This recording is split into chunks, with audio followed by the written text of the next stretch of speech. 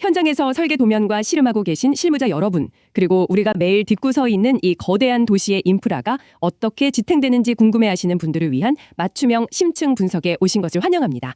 오늘 우리는 불필요한 서론은 모두 건너뛰고 바로 본론으로 진입하겠습니다. 네, 오늘 분석할 자료는 토질 역학 핵심 가이드입니다. 맞습니다. 이 자료를 바탕으로 오늘 다룰 핵심 주제는 토질 역학 중에서도 가장 까다롭고 골치 아픈 문제인 연약 지반 계량입니다.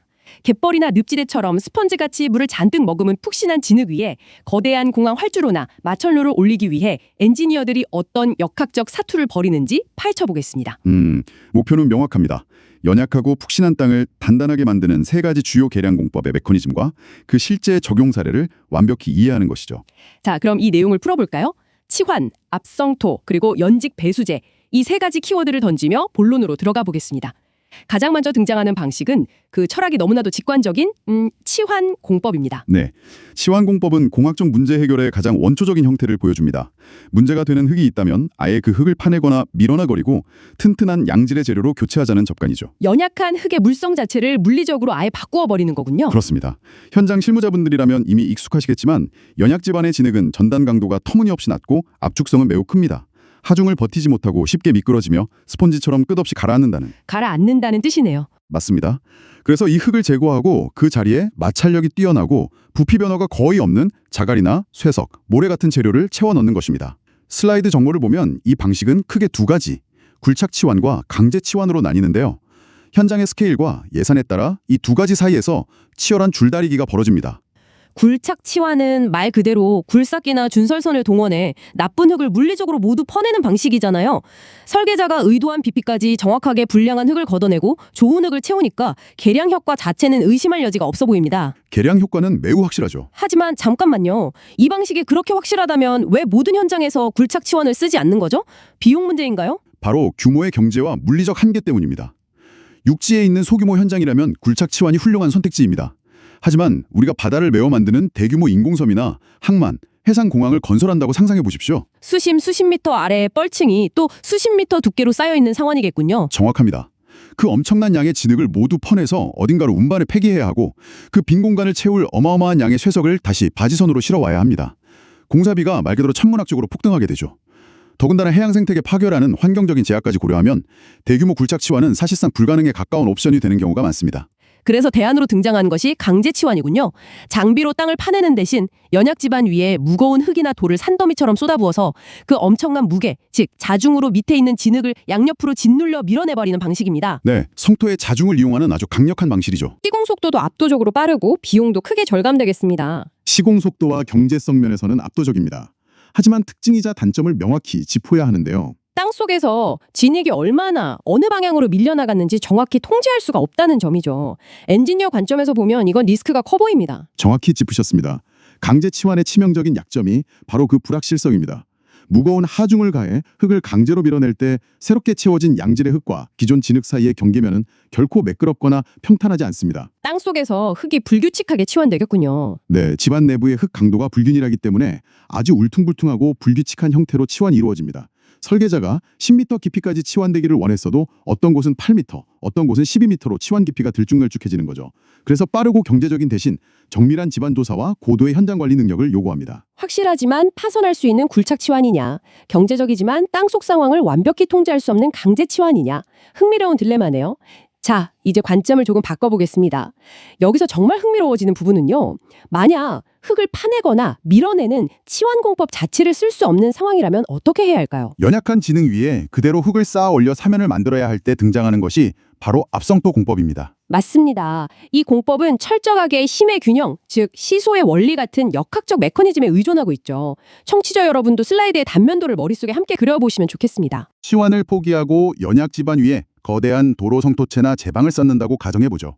진흙 위에 수만 톤의 흙을 붓게 되면 이 무거운 주 성토 하중은 단순히 땅을 아래로만 누르지 않습니다. 연약한 집안 내부에서는 흙더미 전체가 거대한 숟가락으로 땅을 파내듯 둥근 궤적을 그리며 미끄러져 내리려는 힘이 발생하잖아요. 네, 이것을 회전 모멘트라고 부릅니다. 이 회전하려는 힘이 진흙이 자체적으로 버티는 전단 강도를 초과하는 순간 집안이 둥글게 깎여나가며 성토체 전체가 붕괴되는 끔찍한 전단 파괴가 발생합니다. 마치 거대한 시소의 한쪽에 코끼리가 올라탄 셈이네요. 시소가 확 기울면서 땅이 솟구쳐 오르는 거죠.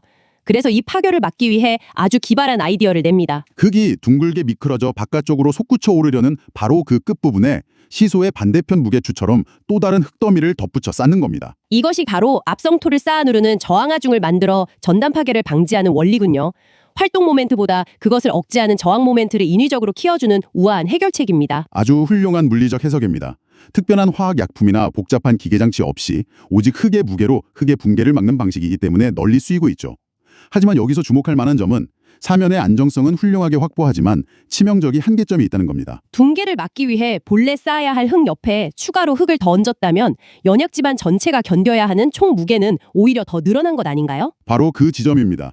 하중이 가해지면서 땅 전체가 서서히 가라앉는 현상, 즉 치마를 억제하는 효과는 미미하거나 오히려 치마량을 증가시킬 수 있습니다. 스펀지 위에 무거운 책 한 권을 놓아 스펀지가 옆으로 터져나가는 걸 막기 위해 양옆에 책을 더 얹으면 스펀지 전체는 납작하게 더 찌그러지는 것과 같군요. 완벽히 같은 이치입니다.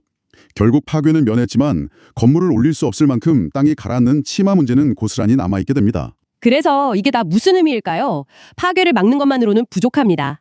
푹신한 스펀지 속의 물을 완전히 짜내서 스펀지 자체를 단단한 고체 덩어리로 만들어야 한다는 목표에 도달하네요.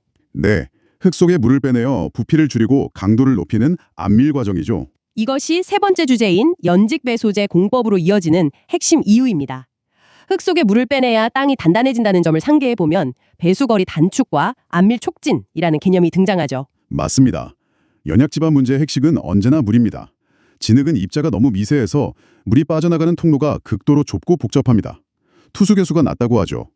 자연 상태로 놔두면 수십 년에서 100년 이상 걸릴 수도 있습니다. 여기서 슬라이드의 핵심 공식이 등장하죠.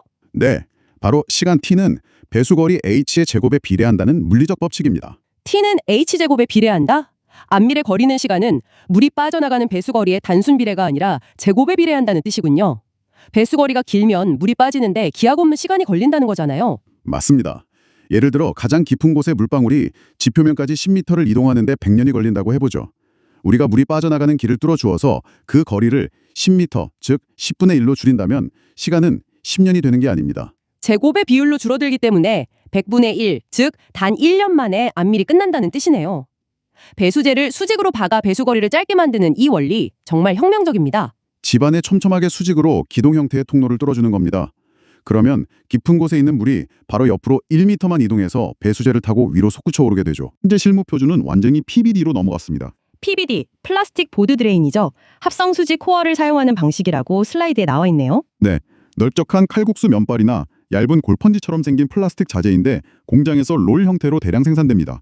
중심부 코어에는 물이 흐를 수 있는 미세한 골이 파여 있고 겉은 특수 부직포 필터로 덮여 있죠. 이 PBD를 특수 장비로 땅속에 수십 미터씩 순식간에 박아 넣으니까 시공이 빠르고 경제적이라 현재 실무 표준으로 쓰이는 거군요. 시공 속도가 비교할 수 없이 빨라서 전 세계 현장을 장악했습니다. 완벽해 보이는 연직 배수재 공법이지만 설계 핵심 리스크가 존재합니다.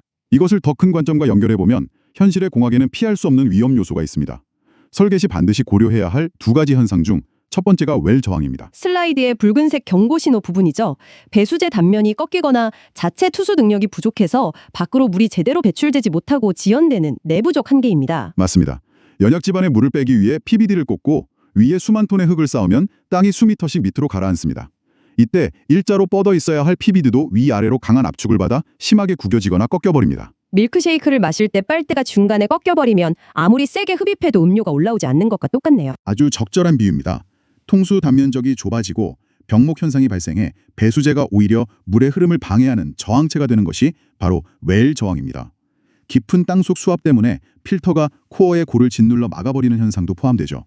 꺾인 빨대 현상인 웰 저항이 내부의 문제라면 두 번째 리스크는 스미어 이펙트, 교란 효과입니다. 배수재를 박을 때 사용하는 타설 장비, 맨드렐 때문에 주변 흙이 이겨주는 현상이잖아요. 네, 맨드렐이 연약 집안을 뚫고 억지로 밀고 들어가면 주변 진흙들은 엄청난 마찰과 압력을 받아 구조가 뭉개집니다. 흙입자들의 미세한 물길이 파괴되면서 푸수성이 급격히 저하되는 불투수성의 장벽, 즉 스미어존이 형성되는 거죠. 차력 덩어리에 손가락을 푹 쑤셔 넣으면 그 주변 차력이 단단하게 뭉치면서 물이 전혀 통하지 않는 떡처럼 변해버리는 것과 같군요. 바로 그겁니다.